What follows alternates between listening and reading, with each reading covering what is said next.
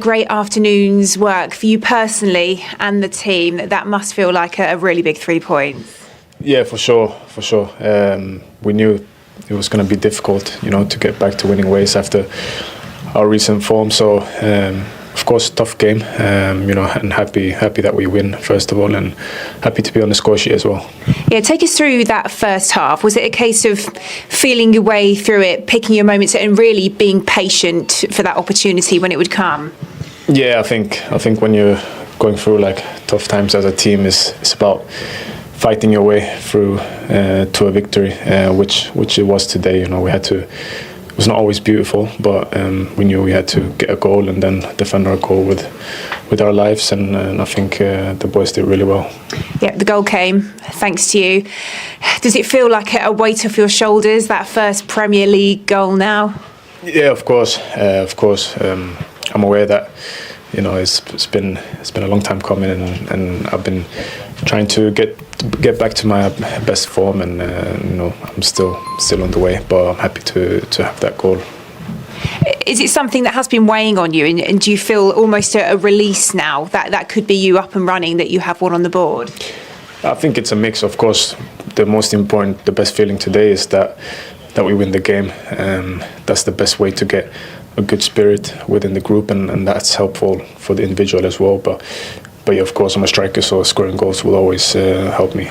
How much belief do you think as a side then you can take from this, and what does it do for the direction of travel now for this team in a big week? Yeah, I think we have to use this win in a good way, but also be humble, because we've had a tough time. So one win doesn't necessarily mean that we're back. We have to stay focused and keep working hard to keep this momentum. All right, thanks very much for your time. Thank you. A relief, although I said immediately to my colleagues, might be a handball. So I wasn't surprised that it took a while before he said it is a goal. So I haven't seen it back, but I assume it wasn't. But I was doubting that a little bit. So happy, but more when the referee pointed towards the kickoff that it was 2-0. What did you make of the response of your team overall for the last couple of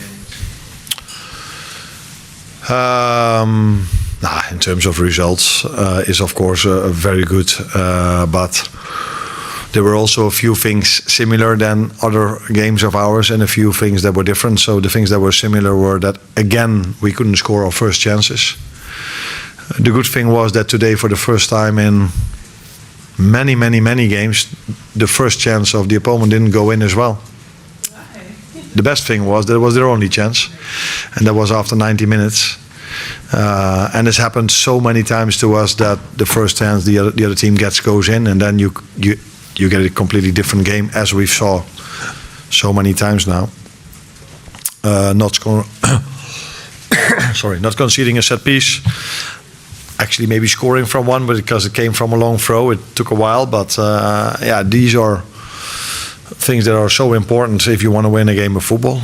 And yes, people would probably say you had more control or you didn't concede as much. Yeah, but it's quite a difference if you go 1-0 down after 5 minutes and you have to chase the game.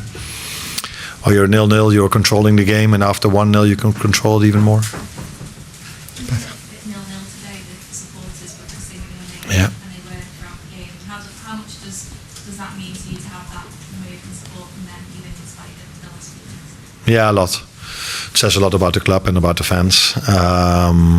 That they were not only supportive for me, but for our whole team. I think if you have such a run of form we are having, and you have an away game, and the away end is so full and supports the team from start to finish, including me indeed.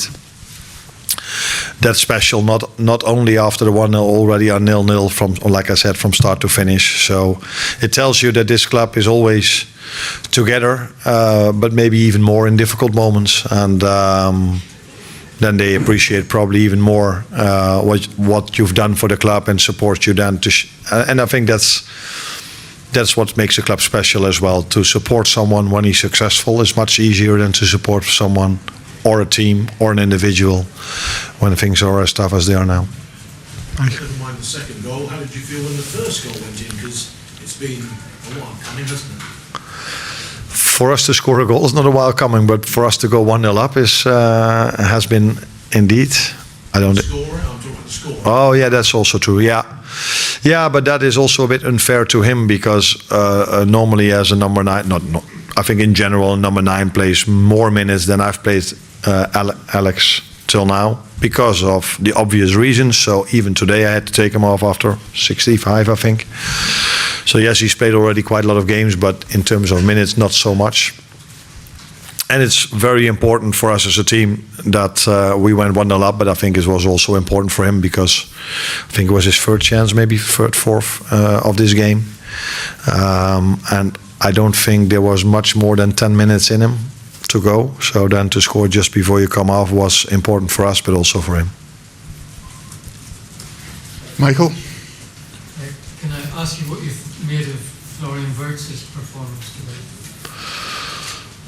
Good, as the team played a very good game. So recently I've been asked a lot about individuals when they've played maybe not a game of their usual standards, and I've pointed out to the team every single time. So now after a very positive performance from Florian, I can acknowledge that, but I also want to emphasize on the team performance that was much better than some of the moments. What did you ask them to do today?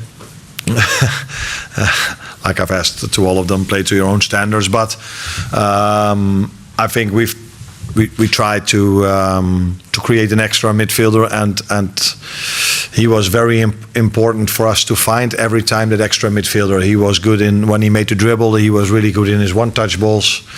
I even remember a moment where he played the balls diagonally into the 18-yard box to Cody Kakpo, which then doesn't lead to a shot, so no XG value. But we had many of those moments, and he was part of many of those moments, I think. So good game.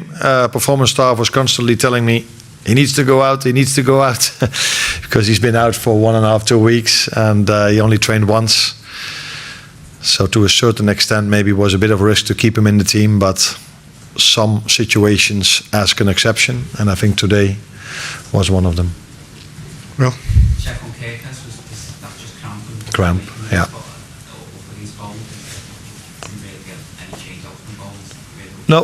No, the only moment when Bowen had a chance was when he was out, but that had nothing to do with the fullback that was in. But that was the only chance they had, and as a result of that, of course, the only chance Bowen had. Good performance, good defensive performance from him. I think he was also attacking-wise a few times a threat. In the first half, another time when it didn't lead to a shot on target, but the cutback cross from him when we overloaded the box were all moments where I think if we are in a better run of form, these moments will lead to more goals. So yeah, good, but it also maybe tells you something. I've emphasized a lot of time on the fact that some players need to adapt to the Premier League, and I've emphasized a lot of times on the fact that some players need to adapt on 3 games a week. And then maybe it's not a surprise that Milos has cramp in the end, for 2 reasons. He's not completely used to that, and second of all, because he puts so much effort in every single time he plays. all right. Yeah. Sorry? Was he just winded? What was the injury? I don't think there was an injury, otherwise you cannot keep on playing. So I think he's okay. Didn't have a lot of work to do. So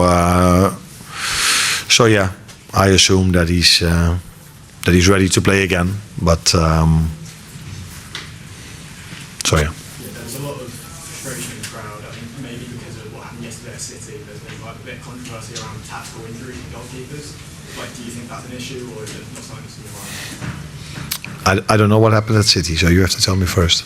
Donnarumma went down, they got shouted at by Ruben Diaz, he was down for a period, and there was speculation over whether it was like a tactical injury. Okay.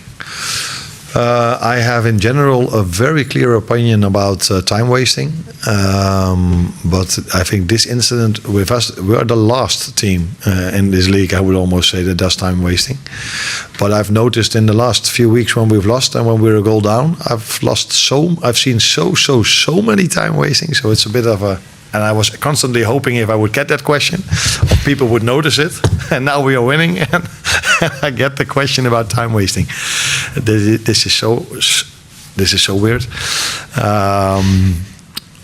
Actually, the other team where I would never suspect time wasting over City, by the way, because I've said so many times on Paris Saint-Germain game or so many games we've played, they were just a joy to watch because that was never part of the game. And I've watched recently a lot of games where time wasting was a part of it.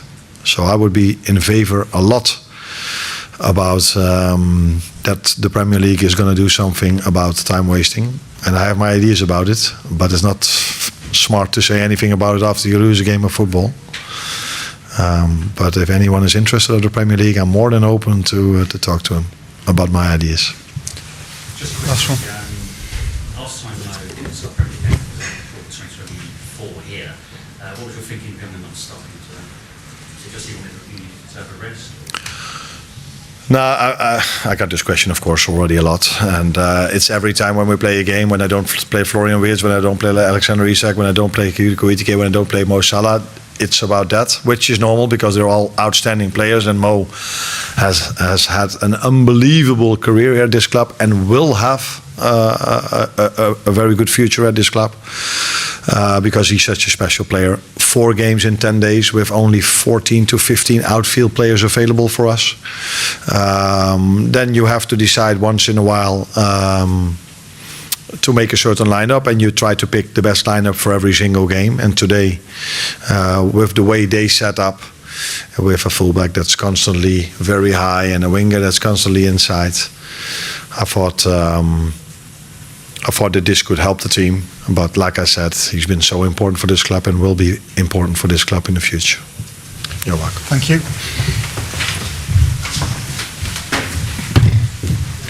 Mikel Arteta has made it clear that Arsenal will need to unleash their complete player against Bayern Munich.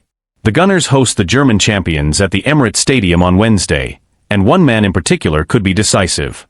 Ebereki Eze, described as a very complete player by teammate Mikel Merino, is emerging as one of Arsenal's most dangerous weapons ahead of their Champions League clash with Bayern.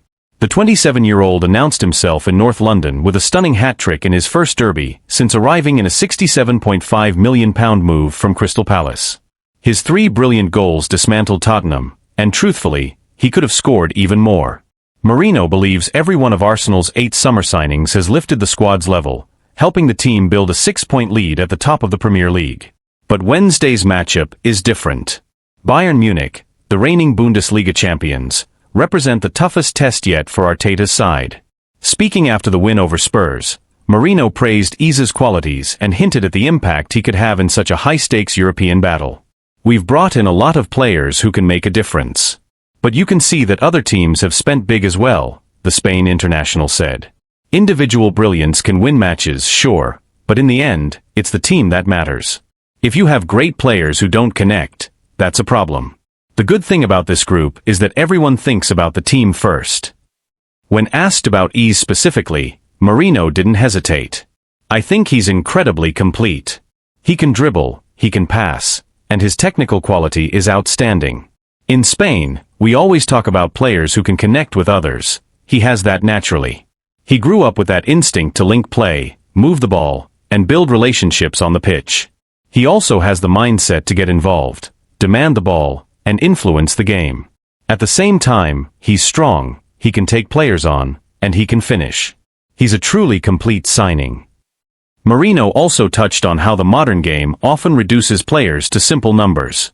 "These days everyone judges players by goals and assists, that's just how it is. But as footballers, we see the deeper qualities he brings, the technique, the movement, the intelligence. Even in training, you can tell immediately how special he is. Yes, he's scoring goals, but he's much more than that. He's an exceptional player, and we're incredibly lucky to have him. He can play in several positions and adapt to different systems. He's been a huge addition for Arsenal." Beyond the technical qualities, Mourinho believes Eze's attitude, and the healthy competition within the squad, will be crucial in Arsenal's title push. You can hear the calm in Ebereki's voice and see it in the way he carries himself. He's confident, grounded, and every morning we sit together in the sauna at the training ground and talk about everything, he added with a smile.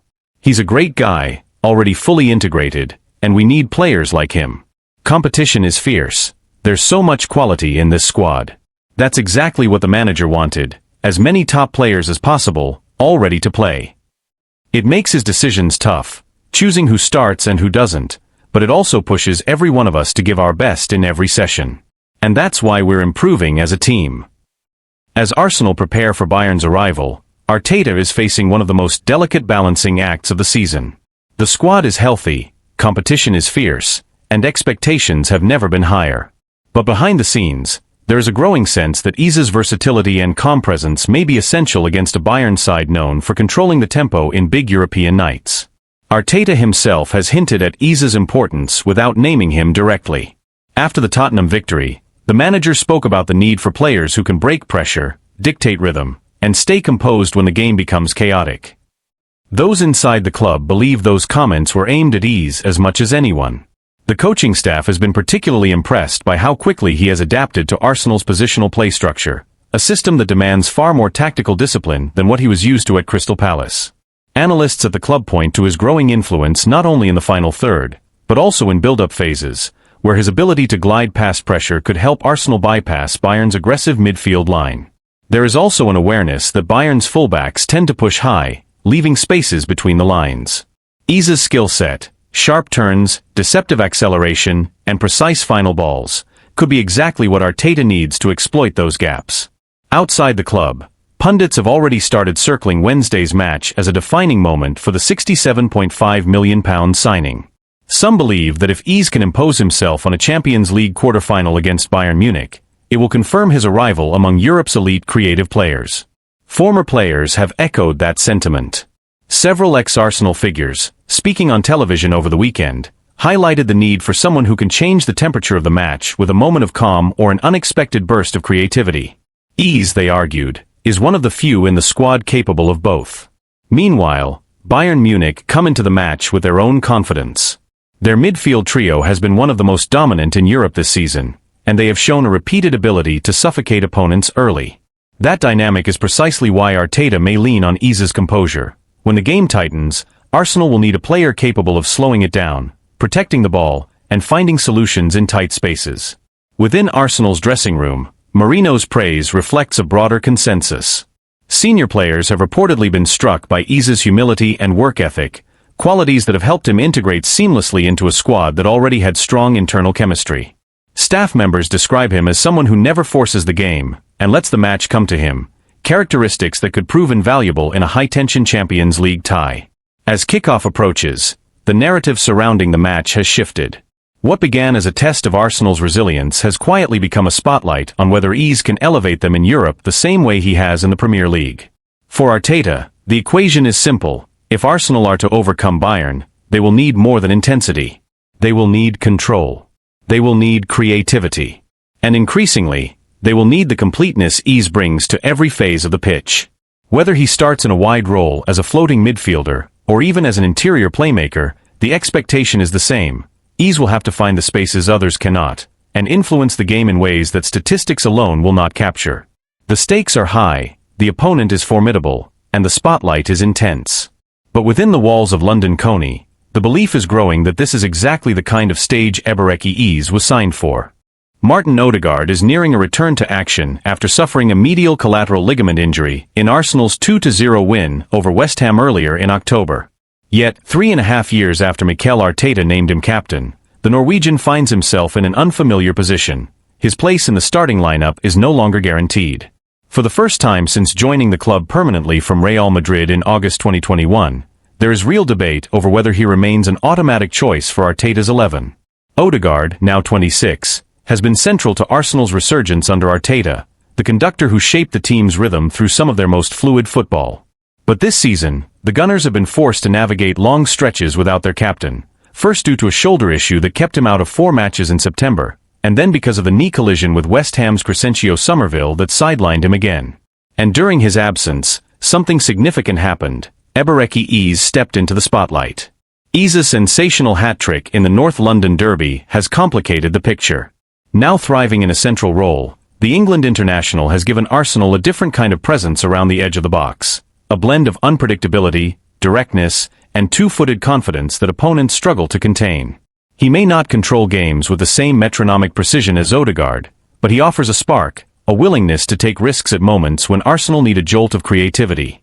After such a standout performance against Tottenham, it feels almost impossible to imagine Arteta leaving ease out.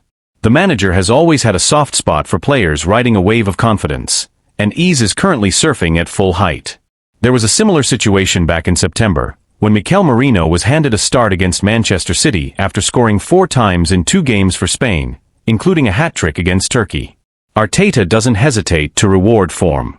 Ease has carried that form onto the international stage as well, recently scoring a stunning goal for England in a 2-0 win over Serbia in the World Cup qualifiers at Wembley. Though he can play on the left, it has always been clear that Arteta brought him to the Emirates to operate in midfield. And with Declan Rice and Martin Zubamendi near untouchable in the double pivot, the odds of Ease and Odegaard consistently starting together seem slim. That leaves Odegaard in an unfamiliar position. He needs minutes to rebuild sharpness, yet Arsenal's medical team won't rush him. The plan is likely to ease him back through short substitute appearances before restoring him to larger roles. But even once fully fit, Odegaard faces genuine competition, because Ease has shifted the landscape. His arrival has raised the team's ceiling, and his performances have earned him the right to keep his place. Before the dismantling of Tottenham, Ease had scored only twice for Arsenal, one against Port Vale in the Carabao Cup and another versus his former club Crystal Palace, a clever finish that sealed victory. Now, with 5 goals across all competitions, he sits just 1 behind Odegaard's total from last season, when the captain made 45 appearances. Odegaard's 2023-24 numbers were outstanding: 11 goals, 12 assists, influence written across every competition. That is the standard he must match again if he wants to reclaim his spot, because Ease is hungry, confident, and eager to impress ahead of next summer's World Cup. Arteta will insist that Arsenal need both players at their best if they are to meet their ambitions in the months ahead. And with Kai Havertz also working his way back to full fitness, potentially slotting into midfield behind marquee striker Victor Gyökeres, the battle for places has never been fiercer at the Emirates. For Odegaard, the message is clear: he must rise to the challenge. His leadership and quality remain unquestioned, but he can no longer rely on reputation alone. If he embraces the competition and fights his way back into the side, his return could push Arsenal to even greater heights. And if the team has already reached this level without several key figures, the potential for what comes next may be even greater. Inside the club, staff members are quietly acknowledging that Arsenal are entering a new phase, one where no player, not even the captain, is immune to tactical evolution. Arteta has spent the past 2 seasons building a squad capable of sustaining pressure across multiple competitions, and the emergence of Ease is a sign that the manager's long-term planning is beginning to bear fruit. Depth is no longer a luxury, it is a necessity. But with depth comes difficult decisions. Arteta has always valued balance in midfield, and the contrasting profiles of Odegaard and Ease force him to reconsider what type of midfield best suits the team's ambitions in Europe and the Premier League. The technical control and spatial awareness that Odegaard brings have defined Arsenal's identity under Arteta. Conversely, Ease's dynamism, physical presence, and unpredictable touches give Arsenal a new dimension, especially against teams that sit deep or defend aggressively in central areas. This internal shift has also caught the attention of analysts and former players. Several pundits have begun to question whether the captaincy should guarantee a place in the lineup, especially at a club with ambitions of challenging for the Champions League. Others argue that Odegaard's leadership is too valuable to sideline, pointing to the standards he sets in training and his influence over younger players. Those debates are already spilling into the media, and they will only intensify as the season progresses. There is also the tactical question of whether Arteta might eventually experiment with a system that accommodates both Ease and Odegaard, something he briefly attempted earlier in the season during the win over West Ham. But with Rice and Zubamendi forming an almost impenetrable midfield pairing, any reshuffle risks destabilizing the defensive structure that has made Arsenal one of the most resilient teams in the league. The manager has hinted that he is open to adjustments, but only if they enhance the team's overall cohesion. For Odegaard himself, the challenge is as much psychological as it is physical. He has worked hard to cultivate an image of calm authority, a leader who raises the level of those around him through clarity and consistency. Now he must show that he can adapt, compete, and respond to adversity. His teammates still speak of him with admiration, describing him as one of the most studious and detail-oriented players at London Coney. They believe that once he regains full rhythm, he will naturally reassert his influence. Yet even they acknowledge that the landscape has shifted. One senior player privately remarked that, "The team is different now, ease has changed what we can do in the final third." That sentiment reflects not a lack of faith in Odegaard, but an understanding that Arsenal have evolved while he has been sidelined. For Arteta, the ideal scenario is straightforward: a fully fit Odegaard competing with a fully confident Ease, creating a level of internal competition that lifts the entire squad. The manager often speaks about the need for healthy tension among his players, pressure that keeps standards high without fracturing unity. The arrival of Victor Gyökeres, combined with the recovery of Havertz, only amplifies that dynamic. Arsenal's season will almost certainly hinge on these midfield decisions. With Champions League knockout matches approaching and the Premier League title race tightening, Arteta must decide not only who starts, but what kind of identity he wants his team to carry into the defining months of the campaign. The next few weeks will reveal whether Odegaard's return sparks a resurgence or a battle for relevance. If he manages to reclaim his place, it could serve as a reminder of why Arteta trusted him with the armband in the first place. If he struggles, it will underline how rapidly Arsenal are progressing, and how little room there is for sentiment at the highest level. Either way, the captain's response will shape not just his future, but the trajectory of a team that believes it is on the brink of something significant.